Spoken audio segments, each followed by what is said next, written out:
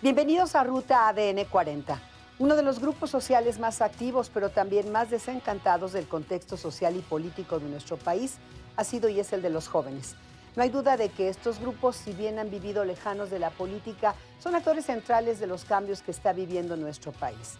Cómo generar empresas o proyectos que sean incluyentes o que cumplan con su compromiso social, individual y colectivo. Acompáñanos a conversar con Rocío Aguiar, directora general de Next Borders, y con Salomón Sacal, presidente de la Asociación de Empresarios Mexicanos Ciudad de México.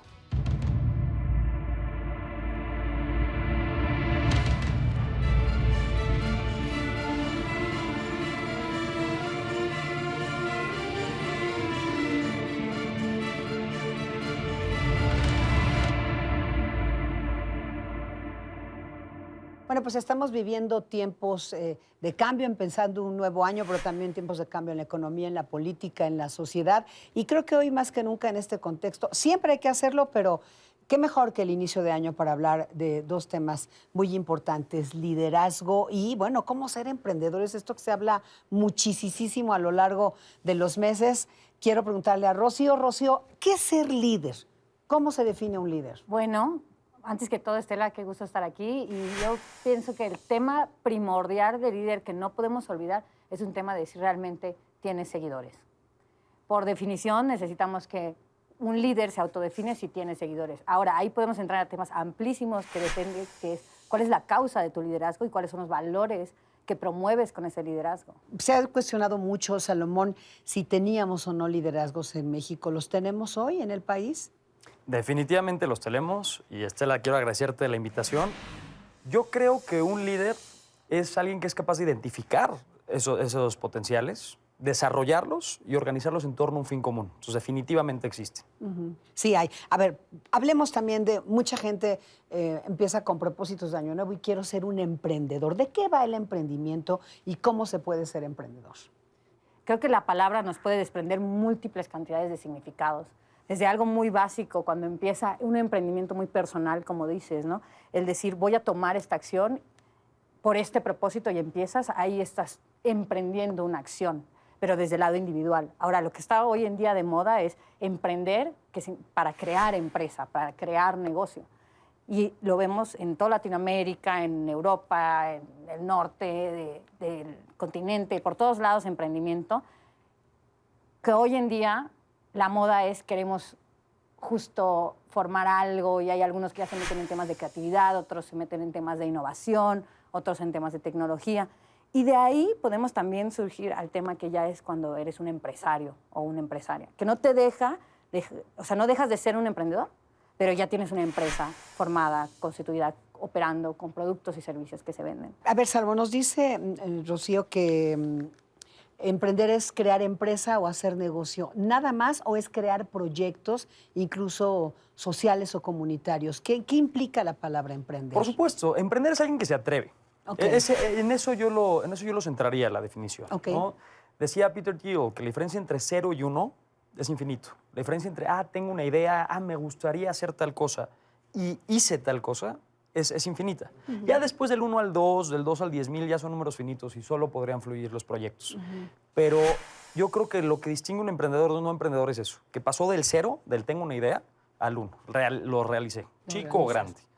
Sí, y creo que es algo muy positivo, complementando lo que dice Rocío, yo creo que es algo muy positivo para una sociedad que ya se vea deseable el emprender, que la gente lo vea como una alternativa de vida al arrancar sus propios negocios. Porque causa un efecto multiplicador. Si todos estamos creando valor y definiendo emprender como un proyecto que cree valor, si todos estamos creando valor, existen sinergias entre esos valores y se forma un efecto multiplicador que crea mayor valor para toda la sociedad. Ahora, ¿cómo le hace alguien para emprender? ¿Naces con eso o hay, digamos, apoyos? ¿Tienes que aprender? Por ejemplo, en tu asociación, ¿qué es lo que hacen? ¿Apoyan proyectos? Nosotros empoderamos personas. Empoderamos personas para que sean empresarios exitosos en un contexto binacional, el tema de la relación México-Estados Unidos.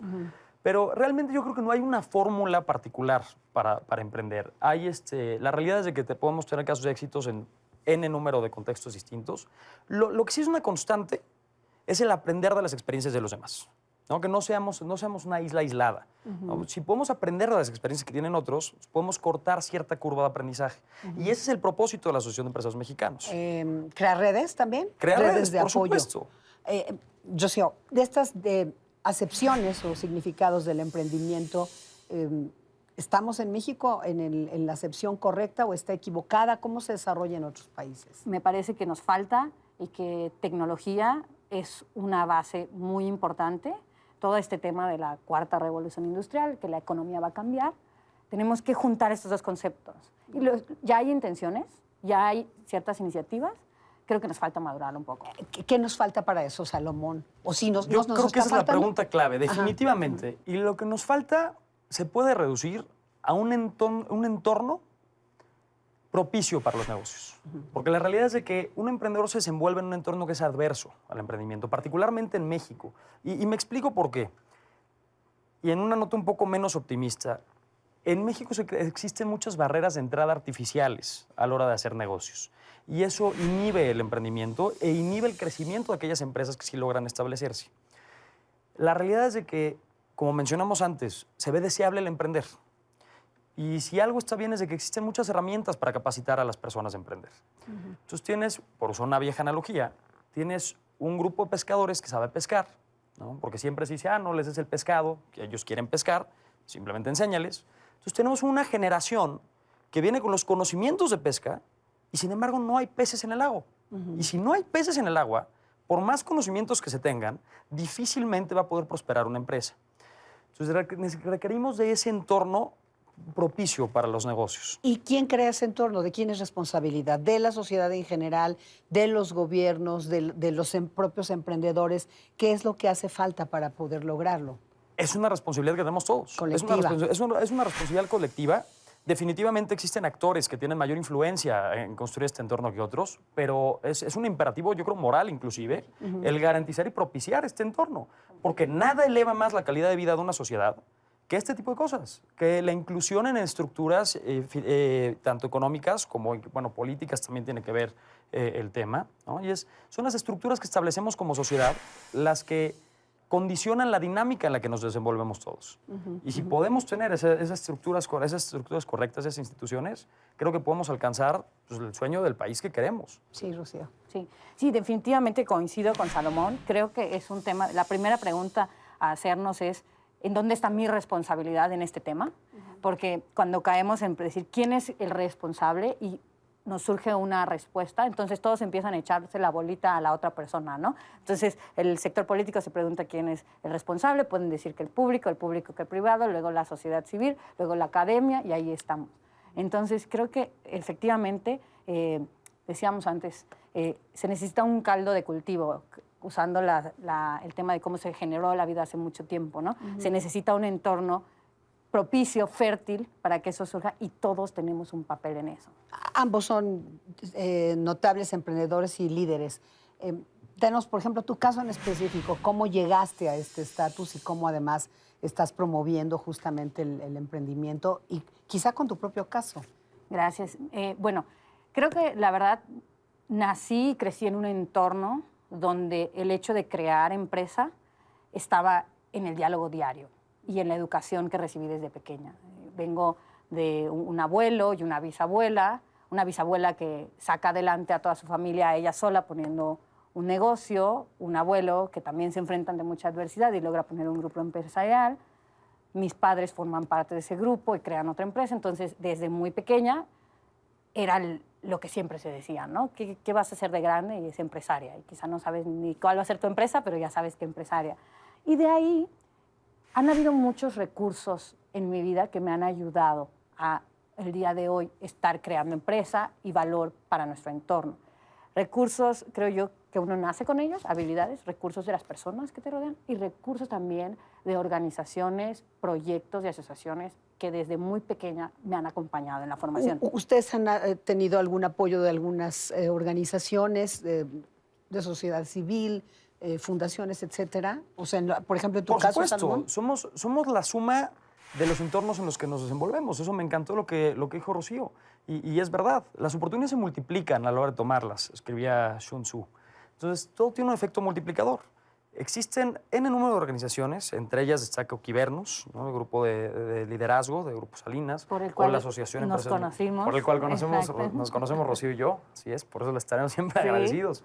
Entre otras como la Asociación de Empresarios Mexicanos. Y todas con esa idea de crear ese efecto multiplicador, de crear redes entre personas, de aprender de las experiencias de los demás, y eso nos impulsa tanto personal como profesionalmente. Y siempre esto va a crear en cualquier comunidad prosperidad, mejores oportunidades para la sociedad, abatir este tema de la desigualdad, por ejemplo, en México. O sea, los proyectos de ustedes también tienen esa ruta. Definitivamente. ¿El tuyo, sí? Una de las cosas que en los momentos que me toca dar alguna conferencia damos y expresamos es importante que como individuo busques generar redes de valor. Y estas redes de valor son redes de personas en donde hay un intercambio de valor y todos crecen. Y sumando a lo que decía Salomón, definitivamente, por ejemplo, Oquivernos ha sido parte de mi vida desde hace 5 años. En el camino en la universidad donde estudié, teníamos un grupo especial de liderazgo con valores y excelencia, en donde también tuve la oportunidad de formar parte. Hay otro que se llama Global Shapers, que está en muchas partes del mundo, aquí en la Ciudad de México está. Todo eso te permite conocer una diversidad de personas de diferentes perfiles, habilidades, gustos, personalidades, y vas generando sinergias. Entonces, definitivamente esta parte la reconozco, la apoyo, la comparto con otros, porque creo que no crecemos con alguien diciéndote genera redes de valor, ¿no? Pero entonces, digamos, ¿no? Para que otros lo puedan hacer conscientemente, no solo inconscientemente. Y desde las empresas que tenemos hacemos mucho eso. Desde impulsar a los colaboradores y desarrollarles las habilidades de liderazgo. Nosotros estamos en temas de tecnología. Entonces, de repente viene mucho talento intelectual y no tanto social, ¿no? En las habilidades sociales de relacionarse con la gente. Y les hacemos programas para que desarrollen eso. Ya, me gustaría un comentario, Salomón, en tu caso, por último, sobre estas redes de valor y la importancia de que al estar pues, fortaleciendo y creando nuevos emprendimientos, proyectos, etcétera, se está hablando de desarrollo de un país, de una sociedad. Por supuesto, ninguno podemos solos. Decía Newton, el científico, el primer y probablemente más grande científico que ha existido, decía que él logró lo que logró, dado que se subió sobre hombros de gigantes. Es decir, trabajó sobre lo que otros ya habían hecho antes por él. Y eso es muy interesante. Cuando no tenemos que reinventar la rueda, porque yo puedo aprender tus experiencias y las de Rocío y viceversa, y vamos aprendiendo las experiencias que han tenido los demás, entonces podemos llegar mucho más lejos. Nos subimos sobre hombros de gigantes. Y algo interesante, complementando lo que decía Rocío en temas de tecnología, es que probablemente estemos construyendo, ¿no? Con la World Wide Web, Internet, el gigante más grande que como humanidad nos habíamos topado jamás. O sea, hoy tenemos acceso a una persona, restricto de raza, religión, casi estrato socioeconómico, tiene acceso al compendio de conocimiento humano en su celular. Claro. Esto es algo increíble. Y este es el tipo de innovaciones que permiten estas dinámicas de caldo de cultivo, como decía Rocío, de innovación y de emprendimiento. Muy bien. Pues les agradezco muchísimo. Yo creo que es una charla interesante, sobre todo verlos a ustedes, que ustedes puedan ser personas que inspiran a mucha gente, hombres, mujeres, jóvenes, adultos, incluso, como bien decías, hasta niños que puedan estarnos viendo, aunque quizá por la hora no es el caso, pero en las repeticiones o en internet sí, por cierto, que sean inspiradores para generar liderazgos, emprendimiento y yo insisto que es para desarrollar una mejor sociedad y un mejor país y que realmente podamos Como debe de ser. remontar muchas cosas que el país todavía tiene que ajustar, ¿no? Es nuestro deber. Es nuestro deber. Muchísimas gracias. Gracias, Rocío. Gracias, Salomón. Al Gracias, contrario. Estela, por la Gracias. invitación. Y gracias a usted por acompañarnos en una emisión más de Ruta ADN 40.